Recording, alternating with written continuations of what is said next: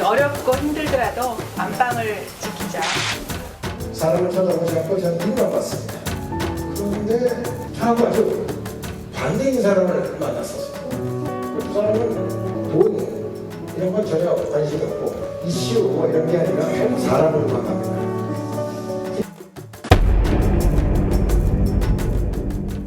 자, 제목이 바로 나왔습니다. 세기의 이혼에 등장한 비자금입니다. 이혼 소송의 비자금 얘기가 나왔어요. 재판부가 이런 걸 거론을 한 거죠. 구체적으로 말하면 뭐 300억 원, 수십 년 전 그 당시 얘기하면서. 자, 화면 좀 보겠습니다. 우선 이 어제 재판부가 결정한 게 위자료 부분과 재산 부분을 부과하는데 특히 이 위자료 부분도 참 오늘 얘기가 많더군요. 이걸 가지고요. 역대급 위자료다 이렇게 돼 있는데 1심에서는 1억 인정했거든요. 근데 2심에서는 20배입니다. 20억까지 늘었어요. 그러면서 이제 항소심 재판부가 2심 재판부가 여러 가지 이유를 들고 있는데 우선 이와 관련해서 어제 노관장 측 변호인이 뭔가 요거 관해서 설명을 좀 잠깐 하죠. 들어보겠습니다. 거짓말이 굉장히 난무했던 그런 사건이었는데 혼인의 순결과 일부 일처제주의에 대한 헌법적 가치를 깊게 고민해 주신 아주 훌륭한 판결이라고 그렇게 생각합니다. 이용윤 변호사, 위자료 20억. 지금 뭐 이걸 가지고 굉장히 이례적으로 높은 금액이다 그러는데 이게 정말 그렇습니까? 그리고 왜 재판부는 이렇게 판단을 했을까요? 위자료는 이제 정신적인 피해에 대한 손해배상 금액이라고 보시면 되는데 이제 어쨌든 최태원 회장 측에서 이제 부정행위를 했기 때문에 지금 상대방한테 이런 위자료를 지급을 해야 된다 이런 판결이 나온 거거든요. 근데 보통 부정행위에 있어서 이제 판결되는 금액을 보면 뭐 좀 납득을 못 하실 수 있겠지만 보통 1,000만 원에서 3,000만 원 사이입니다. 보통이요? 예, 많이 1,000만 원에서 3,000만 원. 예, 많이 나오면 3,000만 원. 그리고 부부 관계가 만약에 이제 혼인 관계가 깨졌다. 부정행위로 인해서. 그러면은 또 많이 나오면 5,000만 원. 그러면 통상적으로 많이 나왔다고 할 때는 5,000만 원. 예, 정말 최대로 많이 나왔을 때. 이거는 뭐 1심 1억 이거는 뭐 비교할 게 아니고 20억이 나왔어요? 그렇습니다. 1심에 1억도 사실 이례적이었는데 20억이라는 게 나온 거는 더더욱 이제 뭐 상상할 수 없는 그런 액수라고 보시면 되거든요. 이런 정도의 위자료 금액은 처음 보셨습니까? 처음 보면서 살아오면서 처음 봤습니다. 변호사 하고 나서도. 그럼 이유가 뭐라고 봐야 되는 겁니까? 그래서 이 사건에 대해 이렇게 판결이 나온 이유는 고의적인 유책 행위가 한 번, 두 번에 그친 게 아니라 쭉 이어져 왔다는 겁니다. 지금 이혼 소송이 계속 중임에도 불구하고 어쨌든 상대방한테 정신적인 고통을 주는 그런 행동이 계속해서 이어져 왔다라고 보면 되고 그리고 이제 이 혼인 관계가 어쨌든 뭐 최태원 회장 측에서는 혼인 관계가 원래부터 파탄이 나 있었다 이렇게 주장을 하지만 지금 어쨌든 상대방은 그 입장하고는 이제 다르게 주장을 하고 있고 심지어는 이제 최태원 회장이 이 노소연 관장한테 보낸 편지 그 편지의 내용이 김희영 씨와 관련된 내용이었거든요. 지금 이제 동거인. 맞습니다. 예. 그래서 그 내용 자체가 어쨌든 이제 뭐 혼외자에 대한 내용도 나와 있고 김희영 씨에 대해서도 뭐 이혼을 시켰는데 뭐 이런 내용들까지 이제 나와 있는데 이런 부분들이 또 추가적으로 이 노소연 관장한테 또 정신적인 피해를 줬다라는 것입니다. 그러면 재판부가 그런 것까지 감안을 해서 결정했다는 겁니까? 지금? 그렇습니다. 이제 그런 부분에 대해서 심지어 판사가 질책까지 했거든요. 그렇게까지 했던 걸 보면 정말로 이제 원고 측, 그 최태원 회장 측 입장에서는 판사한테 어떻게 보면 정말로 안 좋게 이제 비춰진 거고 그런 부분들의 심정이 반영이 돼서 이 위자료 액수에 대해서도 정말 이례적인 판결이 나왔고 이 판결이 나옴으로 인해서 앞으로 이런 뭐 비슷한 사건이 뭐 있을지는 모르겠지만 어쨌든 유사한 사건들이 발생한다면 위자료 액수에 있어서도 조금 더 증액될 수 있는 그런 선례가 되는 판례이지 않나. 높아지는 위자료에 대해서 이게 지금 뭔가 선례가 좀 남은 거 아니야 이런 건데 송영현 변호사. 근데 일각에서는 이 위자료 20억 요 특히 요 얘기가서 이게 감정적인 판결 아니냐. 감정적으로 재판부가 결정한 거 아니라는 시각도 있던데요. 이건 어떻게 봐야 됩니까? 감정적이라고 표현하고 싶진 않지만 항소심 재판부의 주관이 상당히 개재된 걸로 보여서요. 저는 이 위자료 부분은 대법원에서 그대로 판단이 유지될지 상당히 의문이 있습니다. 그러니까 감정적이까지 하면 약간 주관적 판단이 있는 거 아니냐라고 좀 약간 볼 여지가 있다는 거예요? 일단은 이 항소심 재판장인 서울고등법원 김시철 부장판사 같은 경우는요. 작년 6월에 유책 배우자가 이혼 청구를 한 사건에서 그 이혼 청구는 받아들여줬지만 이혼은 인정해줬지만 그 유책 배우자가 상대방에게 위자료 2억 원을 지급하라고 판결한 적이 그때는 있습니다. 2억이 있었군요. 그렇습니다. 이게 대법원에서 심리불속행 기각으로 확정은 됐는데요. 예. 그 2억 원도 대단히 고액인 위자료이기 때문에 법조계에서 화제가 됐었습니다. 아까 지금 이경희 변호사는 5천만 원 정도도 되게 높게 나오는 게 통상인데 그러면 2억이었으면 그 당시도 굉장히 높다고 인식이 됐겠네요. 그렇습니다. 5천만 원도 사실은 그 이혼 위자료로서는 대단히 고액이어서요. 5천만 원을 보면 변호사들은 어떻게 생각하냐면은 예. 저 유책 배우자는 정말 많이 잘못했나 보다. 이렇게 생각합니다. 그런데 작년에 그 2억 원을 선고를 해서 화제가 됐었고 그래서 재판부에 주관이 게재된 것 같다고 말씀드리는 거예요. 근데 이 금액은요. 전체 법질서에서 이 위자료의 체계가 어떻게 되는지를 좀 봐야 됩니다. 예. 그러니까 정신적 고통이 가장 극도로 높은 게 사람이 사망하는 경우 아니겠습니까? 예. 교통사고로 일반적으로 사망을 했을 때 그 위자료의 일반적인 금액 기준이 1억 원입니다. 우리나라는 그 법원의 위자료 연구반이라고 하는 게 있어서요. 예. 2017년에 불법행위 유형별 적정한 위자료 산정 방안이라는 연구 자료를 내놓은 적이 있어요. 그게 우리 법원 실무에서 많이 공통적으로 쓰이고 있는데요. 예. 교통사고가 기준 금액이 사망하면 1억 원, 가중하면 2억 원까지 라고 그 자료에 적시가 되어 있고요. 예. 대형 재난사고는 일반 2억 원, 가중이 4억 원. 그다음에 이제 가습기 살균제 같은 그 영리적 불법행위 예. 있지 않습니까? 이게 기본이 3억 원, 가중이 6억 원. 뭐 이런 식으로 돼 있습니다. 그래서 그 우리 법원의 연구 자료에서 소위 말하면 족보가 있는 위자료 중에 예. 가장 높은 금액은 그 표에 의해서는 6억 원. 거기에 1.5배까지 가중할 수 있다고 연구 자료에 나와 있기 때문에 아주 많이 그 극도로 높은 경우를 가정해 보면 9억 원입니다. 근데 지금 20억. 그렇습니다. 그래서 이것은 대법원에서요. 파기환송될 가능성도 있어 보여요. 이 부분에 대해서 약간 쟁점이 될 수도 있다는 거네요. 대법원 판례 중에서요. 그 위자료는 원래는 사실심이 재량껏 정하는 것이지만 예. 위자료 액수를 법관이 마음대로 산정해도 된다는 것을 의미하지는 않는다라는 대법원 판례도 있습니다.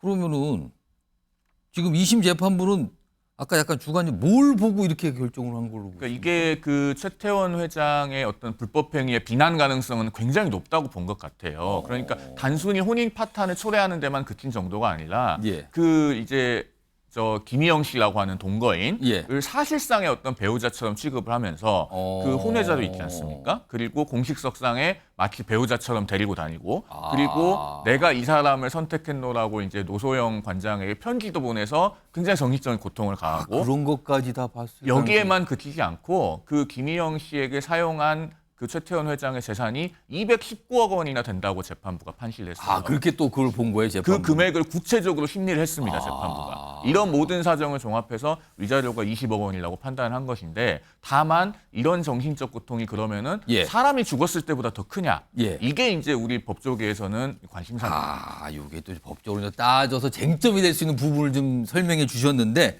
일단 이게 위자료 부분이에요. 그리고요, 더 어마어마한 금액이 나왔죠. 1조 3,808억. 많은 분들이 이 금액을 외우고 계시더군요. 너무나 어마어마해서. 자, 그 내용 좀 보겠습니다. 자, 그러면은 이거는 어떻게 판정을 한 건가? 일단 최태원 회장이 뭐 갖고 있는 재산 중에서 35% 이렇게 할당이 됐다는데 근데 이거를 기준이 있을 거 아니에요. 그럼 어떤 재산을 여기에 포함시켜서 계산을 했을 거 아니에요. 그럼 여기 보시면 일단 이거는 소영주 소장님께 설명 좀 해주세요. 뭐가 들어가 있는 겁니까, 지금 여기에?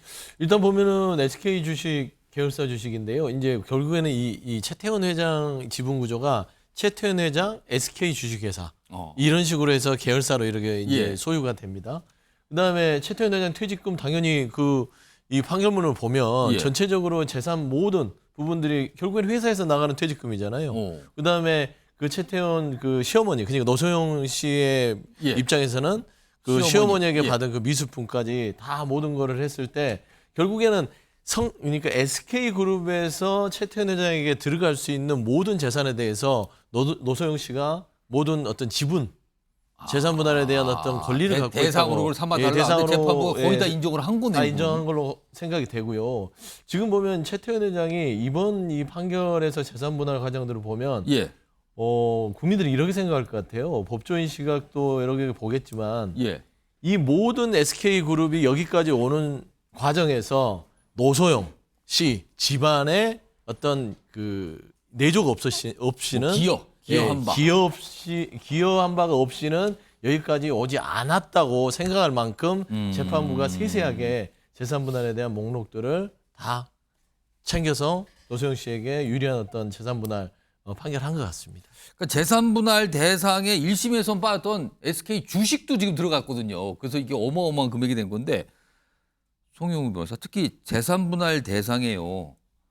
이 최 회장이 동거인과 관련 쓴 돈까지 들어간 건 뭡니까 이거는? 그 부분은 타당성이 있죠. 왜냐하면 최태원 회장 같은 경우는 지금 그 동거인에게 재판이 진행 중인 과정에서도 예. 그러니까 그 이혼 소송이 제기되고 지금 항소심 판결 나오는 게 거의 한 5년 가까이 걸렸습니다. 예. 그 과정에서도 계속 그 동거인을 위해서 돈을 사용하고 있는 걸로 알려져 있거든요. 그러면은 그 돈도 사실은 분할 대상이다. 원래는 분할이 됐어야죠. 그러니까 고의적으로 어떻게 보면 일방이 그 혼인 공동 생활로 형성된 재산을 감소시켰다고 볼 수 있지 않겠습니까? 그래서 혼인 파탄을 초래한 제3자에게 지급한 금액은 예. 포함을 시키는 것이 타당성이 있죠. 그런데 지금 표에도 나오고 있습니다만은 이게 그 분할 대상 재산이 어디까지인지에 대해서 예. 굉장히 많은 쟁점이 있었습니다. 지금 1심하고 2심이 많이 다르네요. 그렇습니다. 세부적인 쟁점을 따져보면 그래도 한 10여 가지 되는데 예. 그러면 이런 것들이 하나하나 대법원에서 그대로 판단이 유지가 될 것인가? 이것도 사실 관심사입니다. 이경민 변호사께서는 특히 이제 동거인 관련 쓴 돈 1심에는 없었는데 2심에는 인정이 됐거든요. 예. 이건 어떻게 봐야 되는 겁니까?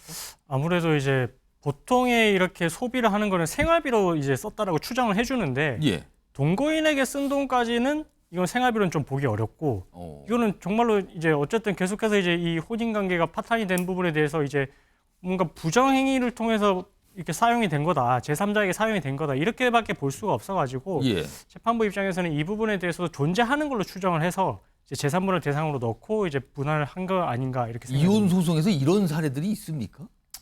아주 예외적으로 이제 소송에 임박해서 돈을 찾아가거나 아니면 제3자한테 제공을 하거나 그런 경우에는 존재하는 걸로 추정을 해주는 경우는 있는데 근데 이 사건에 있어서는 좀 어쨌든 뭐 계속해서 이제 피고 노소연 관장이 좀 고통을 받고 있었다라는 부분이 조금 이제 뭔가 재판부의 심증을 좀 건드린 것 같고 그런 과정에서 이제 사용된 금액도 예. 뭐 혼외자의 학비로도 이제 뭐 장기간 사용이 됐고 이러니까 그런 부분에 대해서는 이제 지출이 되지 않았어야 될 비용이다. 그러니까 어떻게 보면 재산에 어쨌든 이제 같이 존재하는 걸로 추정을 예. 해서 분할 대상이 되는 재산으로 봐야 된다. 이렇게 이제 판단을 한 것 같습니다. 뭐 금액이 뭐 어마어마하다 보니까 어제는 뭐 금액 얘기만 했는데 오늘도 세부적으로 많이들 말씀들 하시는데 이런 내용까지 들어가 있었어요. 자, 그럼요. 지금 이제 물론 대법원까지 가서 확정 판결이 나야지만 이 재산 분할이 이제 시작이 된다고 볼 수 있는 거거든요. 자, 근데 지금 재계도 그렇고 이제 뭐 법조계도 그렇고 등등 특히 정치권에서도 뭐 오늘 이런 얘기 많이 하시던데 자, 이 어마어마한 이 재산 분할 이 자금을 어디서 구할 것이냐 이 얘기들 많이 하시는데요. 화면 좀 볼까요? 여러 가지 뭐 가능성이 있는데 저걸 좀 보시면서 이 화면 좀 계속 띄워놓겠습니다. 이걸 보시면서 소영주 소장님, 네네. 이거 시나리오별로인데 이게 어떻게 가능하다는 겁니까? 이게 뭐 아까 앵커께서 말씀한 대로 이 예. 돈을 1조 3,808억 원 예. 좀 바람하기도 그런데요. 이 어마어마한 금액을 이 재산 분할을 하려면 일단은 최태원 회장이 이 선택을 할 거예요. SK 주식회사라는 이 지분은 건들지 않도록 되도록이면 본인이 가진 재산들을 팔 일단 공사들이 다른 거. 그 지분은 두고. 그렇죠. 그건 이게 경영과 관련이 있으니까. 그렇죠. 그다음에 예. 그 지분 구조도요. 25.57%밖에 되지 않습니다. 전체 이 보유 최태원 회장이 가지고 예. 있는 그 주식이요. 그러면 이 자체를 팔아버리면 이게 결국에는 지분 구조 변경 플러스 해외의 기업 사냥꾼들에게 이거 대상이 될 수 있습니다. 이건 다른 복잡한 얘기. 다른 복잡한 예. 얘기입니다. 그래서 일단은 여기는 건들지 않는 한도 내에서 예. 일단 최태원 회장이 보유한 현금 부동산 매각하면 한 2천억 정도 되고요. 일단 거기서 뭔가 있고. 그렇죠. 그다음에 SK 실트론이라고 여기가 이제 비상장 회사입니다. 예. 근데 여기를 이제 최태원 회장이 가지고 있는데 이거 지분을 매각할 시 한 7천억입니다. 그러면 이제 이 합이 9천억이거든요. 그러면 나머지 금액이 5천억을 마련해야 됩니다. 이제 예. 대법원 판결이 난다면 이대로. 예. 그러면 5천억을 어디서 마련할 것이냐. 근데 이 최태원 회장이 보유한 SK 주식회사 이 지분을 손을 대면 가능하겠느냐. 이게 지금 30일 종가 기준으로 한 2조 한 600억 정도 되더라고요. 그러니까 여기에서 그냥 5천억 정도 지분을 매각해서 좀 해도 되지 않을까 하지만 근데 지분이 낮아지면은. 근데 또 이 문제가 되는 게 이 SK 주식회사 이 지분을 가지고 또 여러 가지 좀 노소영 관장도요. 예. 이 지분을 가지고는 좀 안 건드렸으면 좋겠다라는 예. 얘기를 했거든요. 그러면은 어떡합니까? 그 팔질 않는다고 뭐 대출 받는 건가요, 그럼? 그래서 일단은 그 최태원 회장 쪽은 결국은 대법원 이제 상고를 통해서 시간을 좀 벌겠다는 입장이긴 한데 예.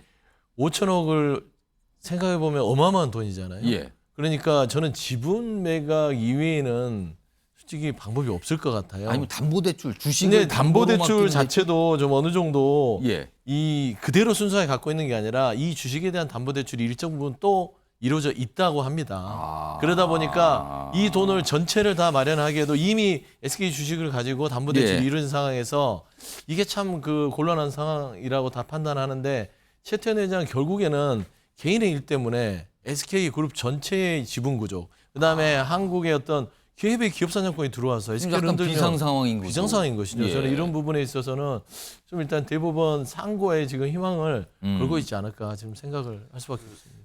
예. SK는 사실 과거에 소버린 사태가 있지 않습니까? 아. 2005년에 그렇죠. 그 소버린 자산운용이 SK 주식회사의 지분을 매입하면서 예. 일종의 경영권 공격 비슷하게 했던 그렇습니다. 그 사- 굉장히 그때 뭐 그렇습니다. 엄청난 논란이 됐었어요. 그 사건이 있기 때문에 사실은 SK 주식회사의 지분 구조를 변경하는 것은 최태원 회장에게는 정말 상상하기도 싫은 일일 겁니다. 예. 그래서 지금 SK의 당면한 과제는 주식회사 SK의 지분 구조에는 최대한 영향을 미치지 않고서 자금을 조달하는 것이고 예. 그러다 보니까 아마도 그 SK 실트론이라고 하는 비상장 회사 예. 있지 않습니까? 장래에 그것을 상장하는 계획도 아마 검토하지 않을까 싶습니다. 그냥 비상장 상태에서 매각하는 것보다 상장하게 되면 아무래도 가격이 더 올라갈 가능성이 있다. 그렇습니다. 그겁니까? 기업 가치를 높여서 상장을 하면서 부주 매출 같은 것을 하는 방안을 고려하지 않을까. 예. 제가 SK 관계자라면은 아마 그런 걸 검토해 볼 것 같아요. 그리고 대법원 판결까지는 시간이 좀 많이 있기 예. 때문에 아마 시간을 두고 그런 계획들을 준비해 가지 않을까. 그러니까 이제 그렇게 됐을 때는 SK 기업에 대한 이미지가 추락할 공산이 커요. 이제 뭐 그런 방법은 맞죠. 근데 최태원 회장의 개인의 이런 부정한 혹시 이혼 또 그런 개인 소송에서 사항이 영향을 받아서 그걸 갚으려고 상장을 해서 그걸 부풀려서 5천억을 재산 분할을 갚는다. 이거는 SK 그룹 차원에서 이사회를 통해서 결정하는 상황이기 때문에 예. 최태원 회장은 답답할 거예요. 그래서 최태원 회장이 가진 주식을 봤더니 SK 주식회사 외에도 SK 케미칼이 한 6만 7,900주 정도 있고요. 예. SK 디스커버리도 한 2만 1,800주, SK 텔레콤도 한 300주 있고요. SK 스퀘어 여기도 한 200주 정도를 갖고 있는 걸로 알아요. 그래서 본인이 가진 걸 탈탈 털어서 일단은 최대한 재산 분할에 뭐 올인을 하긴 하겠지만 결국에는 이 본인의 개인적인 책임을 예. 회사의 어떤 전체적인 지분 구조나 여러 가지 변경을 통해서 갚는다. 이것도 가장 큰 숙제일 것 같습니다. 지금요. 물론 이제 대법원까지 확정 판결이 난 뒤에 만약에 지금 결과 그대로 유지가 됐다면 대법원까지 가서 유지가 됐다면 그 다음 날 뭐 빨리 갚으라는 거잖아요. 현금으로. 근데 만약에 이게 다음 날부터 못 갚게 되면은요. 연 기준으로 5%의 지연 이자가 발생한대요. 그러면 이게 감이 잘 안 오실 거예요. 1조 3,808억 원의 연 5%면은요. 연간으로 치면은 690억 원이고요. 하루에 1억 8천만 원의 이자가 나가는 겁니다. 어마어마합니다. 지금 이 자체만으로도요. 근데 주식 매각, 송영훈 변호사, 주식 매각의 경우 만약에 주식을 매각한다면, 근데 주식 매각은 이 지분이 크거나 액수가 많으면 양도세 붙지 않습니까? 그렇죠. 대주주니까 주식 양도소득 그것도 세금이 또 거기 들어가는 거예요. 그렇습니다. 자유롭지가 않죠. 그래서 이제 제기되는 시나리오 중에 하나는 주식으로 일부 대물 변제를 하고 노소연 관장 쪽에. 주식으로 대물 그렇습니다. 근데 이건 이제 뭐 노소연 관장 쪽에서 그걸 동의해 줄지 모르겠어요. 이미 현금 분할로 분할 방법을 변경해서 법원에서는 좀 현금으로 내라는 거 아니에요? 그렇습니다. 현금 분할로 변경해서 청구를 했기 때문에 그걸 노소연 관장 쪽에서 오케이를 할지는 모르겠는데 그것도 시나리오 중에 하나로 검토가 되겠죠. 자, 이런 가운데요. 어제 재판부가 어떻게 보면요. 많은 분들이 깜짝 놀랄 만한 내용을 얘기를 한 거예요. 이른바 노태우 전 대통령의 비자금 얘기. 이걸 했어요. 화면 좀 보겠습니다. 자, 이거 보시면요. 재판부가 노태우 비자금 300억 원, 이게 지금 300억 원이 아닙니다. 당시에 300억 원이에요, 이게. SK로 유입됐다, 이렇게 판단을 한 거예요. 그리고 동시에 노태우 전 대통령이 SK 관련해서 방패막이 역할을 했다. 경영활동에 무형적 도움도 줬다. 방패막이 무형적 도움. 이거에 대해서 이제 최태원 회장 측에서는 이 이제 비자금 뭐 유입 이 부분에 대해서 비자금 혜택 등 입증된 바 없다. 모호한 추측, 이게 근거다. 그리고요, 뭐 방패막이 역할이고 돼서 아니 당시 정권 압박으로 오히려 압력으로 오히려 각종 재원을 제공했다. 무슨 소리입니까? 방패막이라니요 지금 이런 얘기. 근데 지금 저 비자금 300억 관련해서는 지금 노소영 관장 측에서 무슨 어음 이런 걸 뭐 제시하고 그랬는데 사실상 재판부에서 그걸 다 인정해 준 거 아니냐 이런 얘기 나오거든요. 자, 그럼요. 이와 관련된 과거의 어떤 모습들이 좀 있어요. 확인해 보겠습니다. 마음이 상당히 아픕니다.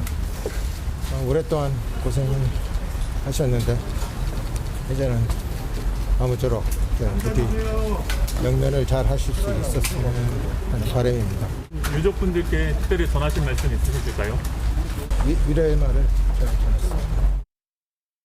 실제로 비자금과 관련해서는 형사처벌을 받으셨고 문제됐던 돈은 추징금을 전액 완납했던 그런 관계라 그게 비자금인지 아닌지는 저희는 뭐 알 수가 없고 그 부분 제가 대답할 수 있는 부분은 아닌 것 같습니다. 정 교수장님, 비자금 유입을 재판부가 인정을 한 거예요. 그런 거에 대한 존재. 그리고 방패막이 역할. 이거 각각 어떻게 봐야 되는 겁니까? 이거? 그러니까 이제 뭐 재판부가 뭐 판단을 했을 때는 법적 근거를 두고 했겠죠. 예. 그런데 비자금이라는 건 통상 불법적인 돈 아닙니까? 부정한 돈이잖아요. 비자금. 공식적인 돈이 그러니까 아니고. 이름이 비자금인데. 그렇죠.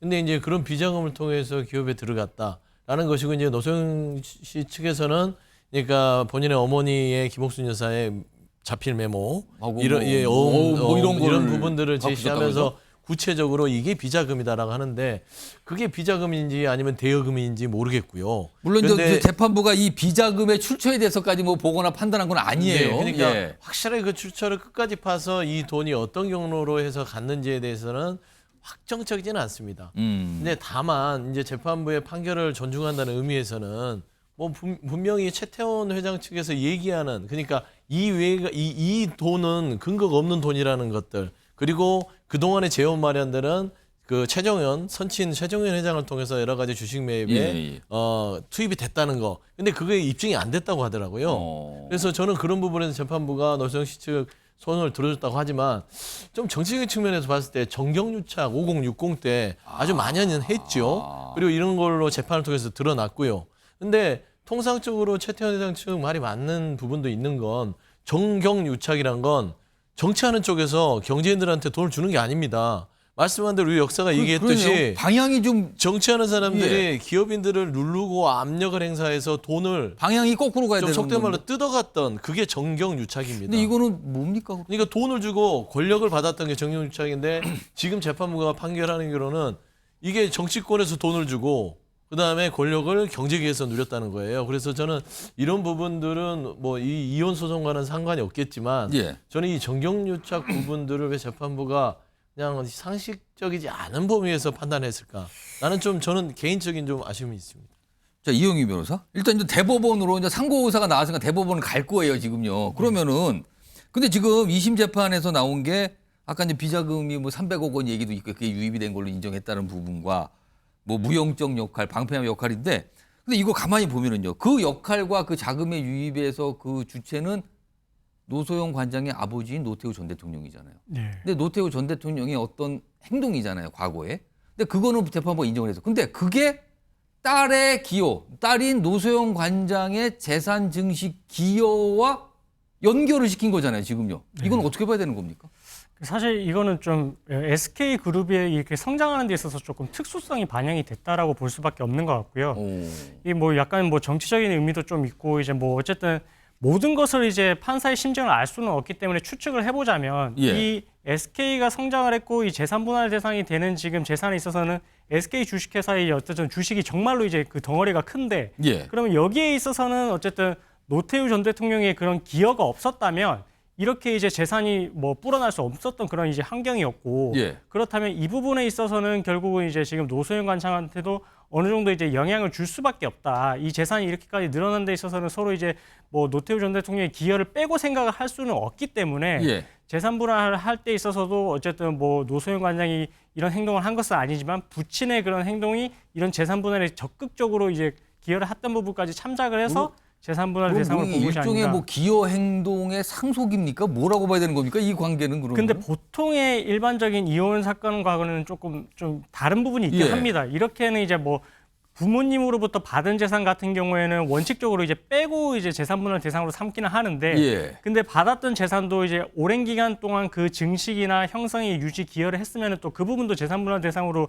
예외적으로 이제 편입시켜서 또 판단을 하기는 하거든요. 근데 여기에 있어서는 이제 SK그룹이라는 좀 특수성이 있고 재벌이라는 특수성이 있기 때문에 그때 당시의 상황까지 반영을 해서 이제 노소영 관장 측의 기여로 본 것이 아닌가 좀 이렇게 판단이 됩니다. 아, 이게 워낙에 오래된 얘기고 여기에 무슨 비자금, 뭐 방패막이 역할 가니까 약간 이게 뭐 정치적인 상황까지 막 떠올리시는 분들이 있어요. 이런 가운데요. 노소영 관장 측에서 오늘 입장을 좀 냈습니다. 화면 보겠습니다. 여기 보시면 SK그룹이 흔들리는 것은 바라지 않는다. 그리고 선대 회장 시절 좋은 추억이 있다. 계속 우호 지분으로 남기를 원한다. 노소영 관장이 SK에 대해서 일부 좀 지분을 좀 갖고 있다 그러죠. 그리고 지금 만약에 이제 이 재산 분할 금액이 어마어마하잖아요. 이거 관련해서 무슨 지분과 관련돼서 뭐 사용하는 거 이런 거에 관심이 없다. 이런 취지의 오늘 어떤 입장도 좀 냈는데 송영훈 변호사, 요거는 좀 어떻게 봐야 되는 겁니까? 글쎄요, 아무래도 일단 노소영 관장 입장에서는요, 이 판결이 지금 확정이 된 게 아니잖아요. 그렇죠. 재산 진행 분할은 중입니다. 그렇습니다. 재산 분할은 판결이 확정돼야지 받을 수 있는 거예요. 그리고 대법원에서 저 판단이 그대로 유지될지는 사실 많은 변수가 있는데 그 중에 한 가지 큰 것이 이렇게 특유재산이라고 주장되는, 그러니까 특유재산은 이제 부부 한쪽이 취득하거나 뭐 상속받거나 이런 거를 우리가 특유재산이라고 그러니까 합니다. 한쪽만 기여하거나 다른 배우자는 관련이 없는 재산. 예, 그렇습니다. 재산 분할의 범위에서 보통 제외를 하는데 그 특유재산의 범위에 관해서 결국 큰 다툼이 있었던 것이 이 최태원 회장과 노소영 관장의 이혼 재판이지 않습니까? 예. 그러면은 이 특유재산의 범위를 어디까지로 삼느냐에 따라서 많은 이해관계인이 걸려 있을 때, 지금 이 사건 같은 경우는 SK그룹의 지배구조에도 영향을 미칠 수 있고 그러면 이해관계인이 굉장히 많지 않습니까? 예. 그럴 때 법원이 굉장히 신중할 수밖에 없어요. 그러면 대법원에서도 판단을 할 때 여러 가지 고려를 할 수 있습니다. 그래서 아직 사건이 안 끝났고 상고심에 변수가 남아있기 때문에 저런 입장을 냈을 것이다. 저는 그렇게 생각합니다. 그러니까 이 판결을 항소심대로 확정해도 SK그룹의 지배구조에는 전혀 영향이 없고 나는 그것엔 관심이 없다. 예. 라는 걸 환기할 필요가 있었다. 그렇게 분석을 합니다. 지금 이 사안이 단순한 이혼 소송이 아니라 재계에서 주목을 하는 거는 지분 구조에 혹시 영향을 주는 거 아닙니까? 오늘도요. SK 주식이 폭등을 했어요. 어제도 그러더니 이틀 연속 폭등입니다, 지금. 그러니까 그만큼 주식 투자하시는 분들이나 재계에서도 이걸 굉장히 눈여겨보고 있다 이런 거지 않습니까? 자, 아무튼 이게 단순하지는 않습니다. 그리고 이제 대법원으로 가는 거죠, 지금 상황은요.